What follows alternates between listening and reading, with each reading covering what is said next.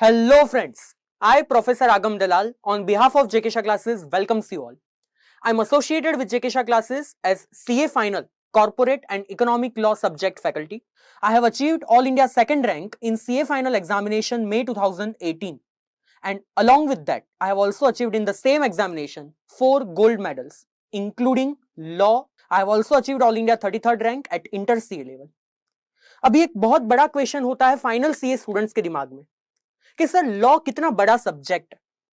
Companies act 2013 आ गया, SEBI act आ गया, SCRA आ गया that is securities contract regulation act, FEMA आ चुका, आईबीसी आ गया, पीएमएलए आ गया, prevention of money laundering act, FCRA आ गया, फिर आर्बिट्रेशन एक्ट आ गया। इतने सारे एक्ट है और वो भी बल्कि इन द नेचर। इन सभी को पढ़ना, उसके बाद उसको रिवाइज करना, एग्जाम के पिछले एक दिन में इस पूरे सब्जेक्ट को रिवाइज करना, हाउ इट इज पॉसिबल। और इसी वजह से कई सारे स्टूडेंट्स के लिए ये सब्जेक्ट टफ हो जाता है। हम कुछ इस तरीके से आगे बढ़ने वाले हैं इस सब्जेक्ट में। इस सब्जेक्ट को हम कुछ इस तरीके से अप्रोच करने वाले हैं कि ये आपके लिए कभी भी बर्डन नहीं होगा and it will be a truly grateful journey for all of you including me. सबसे पहले तो मैंने इस पूरे सब्जेक्ट की एक एग्जॉस्टिव समरी बनाई हुई है। ये समरी मैंने तब बनाई हुई थी जब मैं खुद पढ़ता था, यानी कि ये समरी फुल प्रूफ है। इसको पढ़ के ही मैंने एग्जाम दी हुई है। इस समरी में से ही मैंने आप लोगों के लिए नोट्स रेडी की हुई है। सबसे पहले हर एक सेक्शन में हम ये समरी पढ़ेंगे ताकि ल्यूसिड लैंग्वेज में आप हर एक सेक्शन को समझ पाओ। उसके बाद उसी सेक्शन को हम institute of chartered accountants of India that is ICAI की मॉड्यूल में से रिफर करेंगे, जो कि बैर टेक्स्ट दिया हुआ है, ताकि आप लोगों को एग्जैक्ट उसकी लैंग्वेज क्या है वो पता चले, एग्जाम में किस तरीके से वो लिखना ये भी आपको पता चले। हर एक सेक्शन इस तरीके से हम देखते जाएंगे और उसकी आईसीआई की मॉड्यूल देखते जाएंगे। जो सेक्शन एग्जाम के लिए थोड़ा भी ज्यादा इंपॉर्टेंट होगा, उसके बाद जो पास्ट एग्जामिनेशन पेपर्स में से उसके क्वेश्चन आ चुके, जो आरटीपीज में उसके क्वेश्चन आ चुके, वो क्वेश्चन आंसर्स हम लोग डिस्कस करेंगे। जहां जहां मुझे लगेगा वो जरूरी है वहां वहां पे हर एक चैप्टर के एंड में उस पर्टिकुलर चैप्टर को हम लोग क्विकली रिवाइज करके आईसीएआई में जो एक्सरसाइज दी हुई है वो भी सॉल्व कर लेंगे। यानी कि इस पर्टिकुलर वीडियो लेक्चर के साथ साथ आप लोगों की एक एग्जॉस्टिव समरी भी बन जाएगी। उसके साथ साथ आप आईसीआई की मॉड्यूल भी पूरी गो थ्रू कर रहे हो। जब आईसीआई की मॉड्यूल पूरी गो थ्रू करते हो उसका मीनिंग क्या, उसके बाहर कुछ आ ही नहीं सकता। एक बार ये वीडियो लेक्चर खत्म हो जाए, फिर जब आप अपनी तरीके से इस सब्जेक्ट को रिवाइज करोगे तो आप सिर्फ ये समरी नोट्स जो मैं दूंगा वहीं पढ़ोगे। इट इज माय गारंटी, इसके बाहर कुछ नहीं आ सकता। ये एग्जॉस्टिव समरी है, इसके बाहर कुछ नहीं आ सकता। जैसे मैंने बताया, मैं खुद इसमें से पढ़ा हुआ हूं, ये मैंने खुद बनाई हुई है। यानी कि एग्जॉस्टिव समरी, हर एक सेक्शन कवर हो जाएंगे, आईसीआई का हर एक कंटेंट इसमें कवर हो जाएगा, दूसरा कुछ देखने की जरूरत नहीं पड़ेगी। If you are thoroughly following the notes, just in 2 days you can revise the whole subject exhaustively। हर एक सेक्शन आप सिर्फ 2 दिन में रिवाइज कर पाओगे। ना सिर्फ कंपनीज एक्ट 2013, पर मैं पूरे सब्जेक्ट की बात कर रहा हूं। पूरा सब्जेक्ट इस नोट्स के थ्रू सिर्फ 2 दिन में रिवाइज हो जाएगा। इट इज माय गारंटी, और इसके बाहर भी कुछ नहीं आएगा। तो एक सिंपल फ्लो हो गया। सबसे पहले हम किसी भी सेक्शन की समरी पढ़ेंगे इन समवॉट इजी लैंग्वेज। उसके बाद उसी सेक्शन को आईसीआई की मटेरियल में से रिफर करेंगे। भले ही आपको वो रिपीटेशन लगे, पर वो बहुत ज्यादा जरूरी है to understand the language of that section. और जहां जहां पे उसके बाद जरूरी लगेगा, थोड़े क्वेश्चन आंसर्स डिस्कस करके हम लोग आगे बढ़ते जाएंगे। जैसे आपको पता है, आपका paper 4 corporate and economic law 100 mark का पेपर, पर इसके अंदर 2 पार्टीशन पड़ जाते हैं, कॉर्पोरेट लॉ, इकोनॉमिक लॉ। ये जो कॉर्पोरेट लॉ है, it contains 3 act, companies act 2013, then SEBI act 1992 and securities contract regulation act 1956 that is SCRA. इसमें से भी अगर आप आईसीआई का जो वेटेज है वो देखो ऑनलाइन उसकी साइट पे, तो companies act 2013 contains approximately 55 to 60 marks, यानी कि 50% से भी ज्यादा तो एक ही एक्ट में से आता है। यानी कि अगर आपका कंपनीज एक्ट 2013 स्ट्रॉन्ग बन गया तो ये सब्जेक्ट ऑटोमेटिकली आपके लिए स्कोरिंग बन गया। फिर ग्रुप 1 में एग्रीगेट या तो रैंक अचीव करने के लिए ये सब्जेक्ट आपको एक बहुत ही अच्छा फाउंडेशन क्रिएट करके देगा। और इसीलिए सबसे पहले हम लोग फोकस करेंगे कंपनीज एक्ट 2013 पे। Once that is done, then will do all other acts then after. तो सबसे पहले हम लोग कंपनीज एक्ट 2013 से शुरुआत करेंगे एंड ये जर्नी को हम इतनी मेमोरेबल बनाएंगे कि इस लेक्चर्स के बाद बहुत ही कम एफर्ट्स आप दोगे इस सब्जेक्ट को रिवाइज करने में. Again I am saying this is my guarantee. Thank you so much friends. Hello friends, let us start with the next section, that is section 160. अभी एक चीज समझ लो, मुझे अगर आज जाके कोई भी कंपनी में डायरेक्टर बनना है तो क्या बोर्ड ऑफ डायरेक्टर के पास ये पावर होता है कि किसी भी नए बंदे को डायरेक्टर बना सकता है कि नहीं? कि मेंबर के पास ये पावर होता है कि किसको डायरेक्टर बनाना? कंपनी का ओनर कौन? मेंबर्स. तो डायरेक्टर बनाने का पावर भी किसके पास होना चाहिए? ओनर्स के पास, यानी कि मेंबर्स के पास. कंपनीज एक्ट 2013 भी यही कहता है कि जनरली हर एक डायरेक्टर को अपॉइंट करने का पावर है शेयर होल्डर के पास एंड ना कि डायरेक्टर के पास. कुछ ऐसे केसेस है इमरजेंसी वाले जहां पे डायरेक्टर्स को पावर दिया गया है टू अपॉइंट टेम्पररी डायरेक्टर्स. वो बाद में देखेंगे, वो आता है सेक्शन 161 में. इफ आई से कंपनीज एक्ट 2013 में अगर किसी बंदे को डायरेक्टर बनना है तो वो दो ही सेक्शन के अंदर बन सकता है. या तो सेक्शन 160 जो कि एक जनरल सेक्शन है, जो कि हमें एक प्रोसीजर बताता है कि किसी भी बंदे को, किसी भी नए बंदे को इस कंपनी का डायरेक्टर बनना है तो कैसे बन सकता है. और दूसरा आता है सेक्शन 161 जो कि पावर देता है बोर्ड ऑफ डायरेक्टर को कि कुछ कुछ सिचुएशन में वो लोग टेम्पररी पीरियड के लिए किसी डायरेक्टर को अपॉइंट कर सकते हैं. 161 को बाद में देखते हैं, पहले देखते हैं सेक्शन 160 को. Right of the persons other than retiring directors to stand for directorship. और इस सेक्शन 160 के साथ साथ हमें देखना है रूल 13 जो मैं मर्ज करके ही पढ़ाऊंगा आपको. अगर मैं इसी हेडिंग को थोड़ा नलिफाई कर दूं और थोड़ा आपको इजी वे में बताऊं तो this section is nothing but a general process to appoint a new director. मैंने न्यू डायरेक्टर बहुत सोच समझ के लिखा हुआ है. हम एक नेक्स्ट सेक्शन पढ़ेंगे 152 जो रोटेशन के लिए है कि डायरेक्टर्स की टर्म्स के बाद उन लोगों का रोटेशन होता है, एक जाएगा दूसरा आएगा, एक जाएगा दूसरा आएगा. पर अगर कोई रिटायर होता है रोटेशन से और उसकी जगह पे कोई नया बंदा आने को रेडी नहीं है तो जो रिटायर हो रहा है वही डीम्ड रीअपॉइंट हो जाता है. ये जो रीअपॉइंटमेंट हुआ उसके लिए सेक्शन 160 एप्लीकेबल नहीं है. सेक्शन 160 तब पिक्चर में आता है जब कोई थर्ड पार्टी जो कि ऑलरेडी डायरेक्टर कंपनी का नहीं है या तो वो अभी अभी रिटायर नहीं हुआ, ऐसे किसी बंदे को कंपनी का डायरेक्टर बनाने के लिए या अगर उसे इस कंपनी का डायरेक्टर बनना है तो उसे क्या फॉलो करना पड़ेगा? 160 की प्रोसीजर को फॉलो करना पड़ेगा. हर एक डायरेक्टर को इस प्रोसीजर में से पास होना ही पड़ता है. अगर मैं एक जनरल प्रोसीजर आपको समझा दूं, पहले मान लो मुझे ऐसे नाम कमाने के लिए रिलायंस इंडस्ट्रीज का डायरेक्टर बनना है तो क्या मैं बन सकता हूं? क्या उसकी कोई प्रोसीजर है? हाँ, मैं उसकी प्रोसीजर फॉलो करके शायद डायरेक्टर बन भी पाऊं. क्या करने का? सिंपल. कंपनी की जो एजीएम है उसके एटलीस्ट 14 दिन पहले मुझे कंपनी को एक नोटिस देने की that this is my name and this is the all information of mine. मैं आपकी कंपनी का डायरेक्टर बनना चाहता हूं तो आप मेरे लिए एजीएम में वोटिंग करवाओ कि क्या मुझे डायरेक्टर बनाने के लिए मेंबर्स रेडी है कि नहीं. तो क्या कोई भी बंदा अगर कंपनी को ऐसे नोटिस भेजेगा कि मेरे लिए वोटिंग करवाओ कि क्या मैं डायरेक्टर बन सकता हूं कि नहीं, तो कंपनी को ऐसा वोटिंग करवाना पड़ेगा?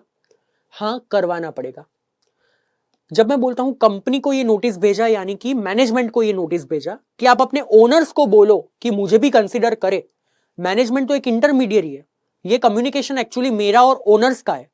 मैनेजमेंट को मेरा ये जो संदेशा है वो ओनर्स तक पहुंचाना ही पड़े.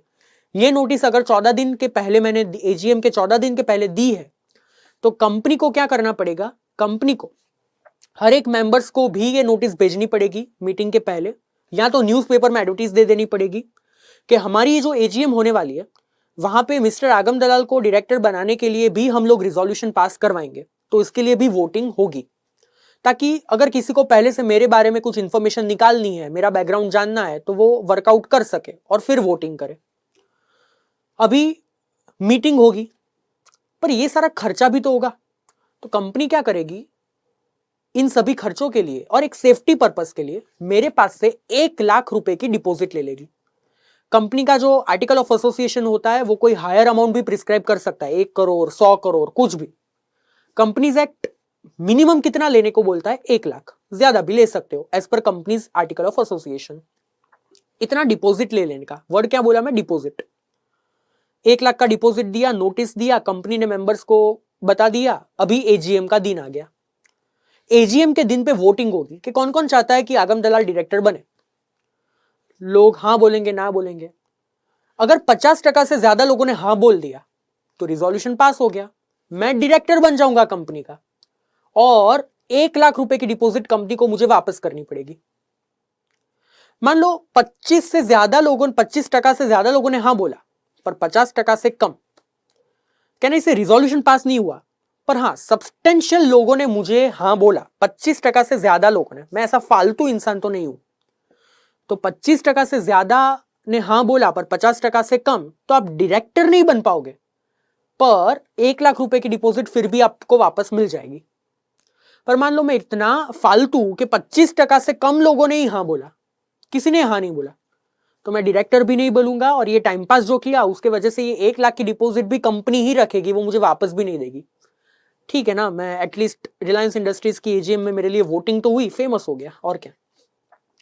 तो ये एक सीधी प्रोसीजर है, और ये प्रोसीजर फॉलो करने से कोई भी बंदा डायरेक्टर बन सकता है, सब्जेक्ट टू मेंबर्स अप्रूवल। कहना इससे किसी भी बंदे को डायरेक्टर बनाने के लिए मेंबर्स का ऑर्डिनरी रिजोल्यूशन चाहिए। क्यों? 50% से ज्यादा लोग अगर हाँ बोलेंगे तो भी कोई बंदा डायरेक्टर बन पाएगा, यानी कि डायरेक्टर को अपॉइंट करने के लिए स्पेशल रिजोल्यूशन की जरूरत नहीं है। किसकी जरूरत है? ऑर्डिनरी रिजोल्यूशन की। इतना पता चल रहा है पहले। अभी this is applicable for all the companies, public company, private company, सभी को ये एप्लीकेबल है। अच्छा, बाय द वे, सेक्शन 160 है ना, सबसे पहले डायरेक्टर को सिलेक्ट करने के लिए नहीं होता। आप एक चीज अच्छे से समझना, सेक्शन 160 का यूज कब होगा?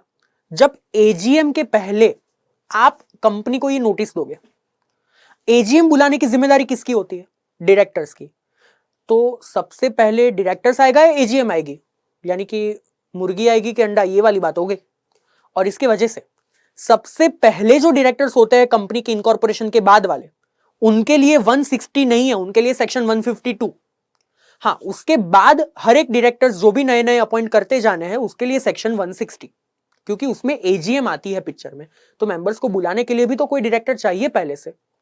ठीक है, अभी पहले समरी में से पढ़ेंगे, फिर मॉड्यूल में से। मैंने आपको बहुत ही लेमन सेंस में एक प्रोसेस बता दी, माइंड में देखो। सेक्शन 160 जब हम बेयर एक्ट पढ़ेंगे ना, मैं ये समरी क्यों क्रिएट करता हूं, इसके 2 रीजन है। पहला तो एग्जाम के पिछले दिन आपको सिर्फ उतना ही पढ़ने का, पर आप देख सकते हैं हर एक सेक्शन में समरी में सब कुछ आ जाता है।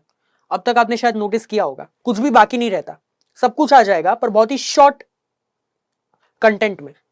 पर एक दूसरा फायदा कि जहां जहां पे प्रोसेस होती है ना, मैं सेक्शन के थोड़े बहुत ऊपर नीचे करके उसको एक प्रोसेस फ्लो में ला दूंगा, ताकि आपके दिमाग में वो चीज इजीली घुस जाए। यहां पे भी मैंने स्टेप्स लिख दिए। At least 14 days before general meeting, it can be AGM, it can be EGM. Notice is to be given in writing to the company, either by member or others. मैं company का share holder हूं कि नहीं हूं, मैं notice दे सकता हूं। Along with that, deposit to be made for ₹1 lakh or higher amount, जो कंपनी डिसाइड करे वो। पर अगर निधि कंपनी है, निधि कंपनी का मीनिंग क्या होता है? एक ऐसी कंपनी होती है, निधि लिमिटेड, नाम सुना होगा, बहुत सारी ऐसी होती है निधि लिमिटेड, जो बहुत ही रिस्ट्रिक्टेड मेंबर्स के लिए बनी हुई होती है। मेंबर्स उसे अपना फंड देते हैं, वो कहीं पे इन्वेस्ट करती है और रिटर्न्स मेंबर्स में डिस्ट्रीब्यूट कर देती है। तो ये सिर्फ सेविंग्स की हैबिट बढ़ाने के लिए ये कंपनी बनी हुई होती है। इसका एक अलग प्रोविजन हम पढ़ेंगे आगे जाके। ये निधि कंपनी में अगर आपको डायरेक्टर बनना है तो इंस्टेड ऑफ 1 लाख 10,000 रुपए की डिपॉजिट भी चलेगी, ये एक एक्सेप्शन है। पर ये डिपॉजिट ऑफ 1 लाख वाला जो चीज है ना, it will not apply in the case of appointment of, means notice तो देनी पड़ेगी, पर उसके साथ ये 1 लाख रुपए की डिपॉजिट देने की जरूरत नहीं पड़ेगी अगर आप इंडिपेंडेंट डायरेक्टर बनने के लिए नोटिस दिए हो, या तो आप एक ऐसे डायरेक्टर हो जो कि नॉमिनेशन एंड रेम्यूनरेशन कमिटी ने रेकमेंड किया है। कंपनी की ही एक कमिटी है, उसने एक पर्सन, थर्ड पर्सन को देखा और उसे लगा कि इस बंदे को अपनी कंपनी का डायरेक्टर होना चाहिए, तो उसके थ्रू नोटिस भिजवा दी। अभी आपकी ही कंपनी उसे इन्वाइट कर रही है कि आओ मेरे वहां एजीएम में, आपके लिए हम वोटिंग करवाते हैं, और आप ही उनके पास से 1 लाख रुपए मांगोगे, अच्छा लगता है क्या? और इसके लिए बोला गया कि अगर आपकी ही कंपनी की एक कमिटी, जिसका नाम है नॉमिनेशन एंड रेम्यूनरेशन कमिटी, इस कमिटी के बारे में हम सेकंड चैप्टर में डिस्कस करेंगे, अगर ये कमिटी किसी को रेकमेंड करती है और उसके लिए वोटिंग होने वाली है जनरल मीटिंग में, तो उस बंदे के पास से आपको डिपॉजिट ऑफ ₹1 लाख लेने की जरूरत नहीं है, या 10,000 एज द केस में भी। और अगर बोर्ड ऑफ डायरेक्टर ने ही किसी बंदे को रेकमेंड किया और उसके लिए वोटिंग होने वाला है, तो उसके पास से भी डिपॉजिट लेने की कोई जरूरत नहीं है। फिर नोटिस और डिपॉजिट लेने के बाद कंपनी क्या करेगी? Company will send individual notices to all the members about such propose candidature through email और इन राइटिंग। लेटर भी भेज सकते हो, ईमेल भी भेज सकते हो, वेबसाइट पे भी पोस्ट कर सकते हो।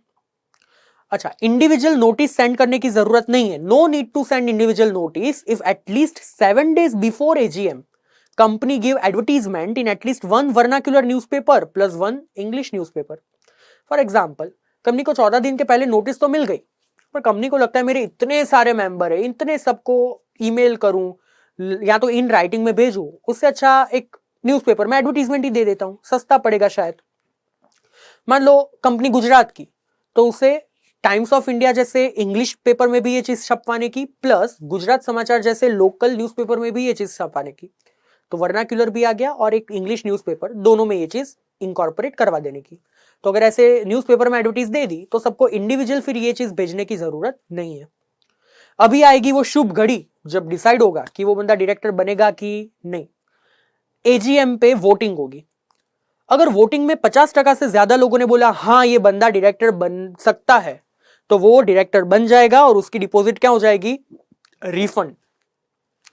पर अगर 25% से ज्यादा लोगों ने हाँ बोला, बाय डिफॉल्ट 25% से ज्यादा पर 50% या उससे कम, तो क्या होगा? 50% या उससे कम लोगों ने हाँ बोला तो वो डायरेक्टर नहीं बन सकता, पर हाँ उसको रिफंड मिल जाएगा। क्यों? एटलीस्ट थोड़े बहुत लोगों ने तो उसको हाँ बोला। पर अगर फालतू 25% से या उससे कम लोगों ने हाँ बोला, तो क्या? डायरेक्टर भी नहीं बनेगा, डिपॉजिट भी वापस नहीं मिलेगी, वो रिफंड नहीं मिलेगा, कंपनी वो फोरफिट कर लेगी। हाँ, सेक्शन 8 कंपनी में यहां पे एक सिर्फ एडवांटेज है। अगर सेक्शन 8 कंपनी की एजीएम में ऐसी वोटिंग हुई और किसी बंदे को 25% से कम वोट मिले, तो फोरफिट करना है कि वापस दे देना है, ये बोर्ड डिसाइड करेगा। सीधे सीधा फोरफिट नहीं कर देने का। अगर बोर्ड को लगता है कि नहीं ये ठीक है, अभी इसको वापस कर देना है, तो हाँ, सेक्शन 8 कंपनी का बोर्ड उसे अमाउंट वापस कर सकता है। दूसरे किसी कंपनी के बोर्ड के पास ये राइट नहीं है, ये राइट सिर्फ सेक्शन 8 कंपनी के बोर्ड के पास है। In case of section 8, if person gets lower than 25%, then board will decide whether to forfeit the deposit or not. This process is for all the appointment except retiring directors by rotation, जो मैंने सबसे पहले बताया, 152 में वापस discuss करूंगा। ये जो बाकी की लाइन लिखी है, so for additional director, alternate director, nominee director, same process of 160 at the time of becoming regular director, ये मैं डिस्कस करूंगा under section 161. So wait for this whole point, you will not understand it right now. अच्छा, section 160 is not applicable to. देखो, सबसे पहले तो मैंने बोला था कि ये प्रोसेस हर एक कंपनी को अप्लाई होती है। देखो मैंने क्या लिखा है यहाँ पे, एप्लीकेबल फॉर ऑल कंपनी, क्योंकि ये जनरल सेक्शन है। पर नोटिफिकेशन के थ्रू उन्होंने कुछ कंपनीज को एग्जम्प्ट कर दिया। देखो किसको एग्जम्प्ट किया? Section 160 not applicable to private company. Private company में 160 फॉलो नहीं करने का, सिंपल। तो अभी कहना इसे 160 is applicable only for a public limited company. Okay. Even a 100% government company is also not required to fulfill 160. What is 100% government company? जिसका 100% shares government के पास है। और 160 फॉलो करके भी क्या करोगे? शेयर होल्डर भी गवर्नमेंट है, वोटिंग भी गवर्नमेंट करेगी, एक वोट से तो सब खत्म हो जाएगा। तो 100% government company and private company दोनों को सेक्शन 160 एप्लीकेबल नहीं है। पर provided they don't have any default in 137 and 92, तो अगर उनका 137 एंड 92 का कुछ डिफॉल्ट है, तो प्राइवेट कंपनी को भी डायरेक्टर अपॉइंट करने के लिए 160 फॉलो करना पड़ेगा। आपके दिमाग में ये चीज जा रही है कि नहीं जा रही है? आई होप जा रही है। अभी इसी चीज को हम लोग बैर टेक्स्ट से पढ़ते तो पता चलेगा कि बैर टेक्स्ट इतना भी सिंपल नहीं होता। जहां जहां पे प्रोसेस पता नहीं है ना, वहां पे बैर टेक्स्ट शायद थोड़ा कम पता चले। Right of the person other than retiring directors to stand for directorship, section 160. A person who is not a retiring director is also eligible to stand for directorship. Okay. Section 160 of the Act and Rule 13 contains the provision which are discussed as below. Requirement of written notice. A person who is not a retiring director shall be eligible for appointment as a director at any general meeting, annual or extraordinary, both. If he has left at the registered office of a company a notice in writing under his hand signifying his candidature as a director at least 14 days before the meeting. 14 दिन के पहले भेजी है तो ही, 14 दिन के बाद भेजी, 14 दिन यानी 13वें दिन पे या 12वें दिन पहले भेजी तो वो वैलिड नहीं मानी जाएगी, क्योंकि फिर कंपनी के पास टाइम नहीं बचता ना लोगों को इन्फॉर्म करने के लिए. Instead of the above person, some other member of the company who intend to propose such other person can also leave a written notice at the registered office signifying the intention. Means मुझे director नहीं बनना, मेरे friend को ऐसा लगता है कि मैं रिलायंस इंडस्ट्री का डायरेक्टर बन सकता हूं, तो मेरा फ्रेंड मेरा नाम लेके ये नोटिस भेज सकता है रिलायंस इंडस्ट्री को कि तू आगम दलाल को डायरेक्टर बनाना, तो वो नोटिस भी भेज सकता है, चलेगा ऐसा. पर वो कंपलसरी रिलायंस इंडस्ट्री का मेंबर होना चाहिए, फिर ऐसे फालतू तीसरे लोगों को कोई परवाह नहीं है. The written notice needs to be accompanied with a deposit of rupees 1 lakh or higher amount as may be prescribed. The requirement of deposit of rupees 1 lakh shall not apply. कब वो अप्लाई नहीं होगा, कब deposit देने की जरूरत नहीं है? In case of appointment of independent director or in case of appointment of a director who is recommended by nomination and remuneration committee or in case recommended by board of director if there is no such committee. फिर company क्या करेगी? The company shall inform to its member regarding the candidature of a person for the office of a director in accordance with the manner of Rule 13. अभी Rule 13 क्या बोलता है? At least 7 days before the general meeting, company shall inform to its member about such candidature by serving individual notices through electronic mode, that is email, to such member who have been provided their email, and if not provided, then in writing to all the members and placing the same on the website. तो website पे तो रखना ही पड़ेगा, पर ये कब individually भेजने की जरूरत नहीं है. It shall not be necessary for the company to serve individual notices if it advertises such candidature not less than 7 days before the meeting. At least one vernacular newspaper in which registered office is situated and at least one English newspaper जो उस district में circulate होता है वो. फिर AGM पे क्या होगा? The amount of deposit shall be refunded to such person as the case may be to the member if the person proposed gets selected as a director or gets more than 25% of the total valid vote cast either by show of hand or poll. Simple meaning ये हुआ कि 25% से कम लोगों ने इसको हाँ बोला तो डिपॉजिट रिफंड करने की नहीं. For the purpose of 160 retiring director means retiring bye rotation 152 में पढ़ेंगे. अच्छा, not all the directors are retiring directors. Therefore, if any additional director, alternate director, nominee director, I have told you this point you will understand when we are doing section 160. So wait for that. Then clarifications are given as per notification number blah blah blah. In case of nidhis, the amount of deposit shall be 10,000 instead of the word 1 lakh.